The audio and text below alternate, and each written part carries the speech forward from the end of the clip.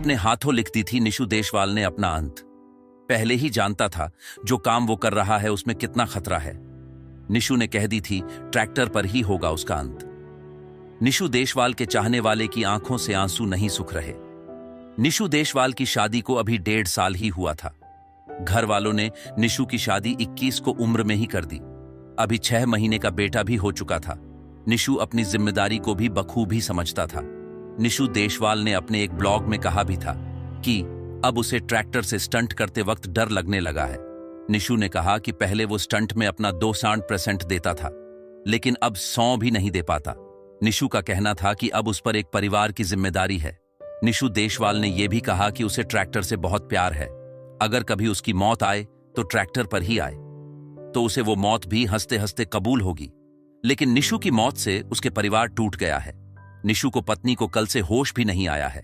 बेटे को आंखों में पिता के लिए इंतजार अब भी दिख रहा है, लेकिन उस मासूम को कौन समझाए कि अब उसके पापा लौट कर नहीं आने वाले।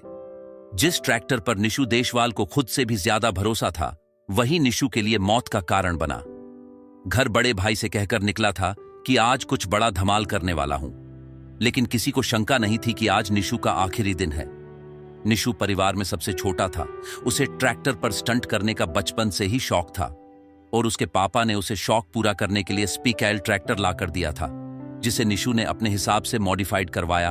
और उसी ट्रैक्टर को वजह से निशु के यूट्यूब पर 13 लाख सब्सक्राइब थे, जिन्हें निशु अपना परिवार मानता था। लेकिन यही स्टंटबाजी के चक्कर में लोग इस हद तक गुजर जाते हैं कि कभी कभी वो उनके लिए भारी पड़ जाता है, और यही निशु के साथ हुआ।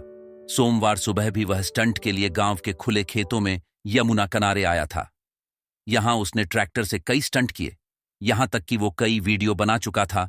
लेकिन आखिर में संदिग्ध परिस्थितियों में उसका बैलेंस बिगड़ गया और ट्रैक्टर उसके ऊपर गिर गया, जिससे उसकी मौत हो गई। वीडियो को ज्यादा से ज्यादा शेयर करें ताकि और भी इससे भी एक सबक ले सके।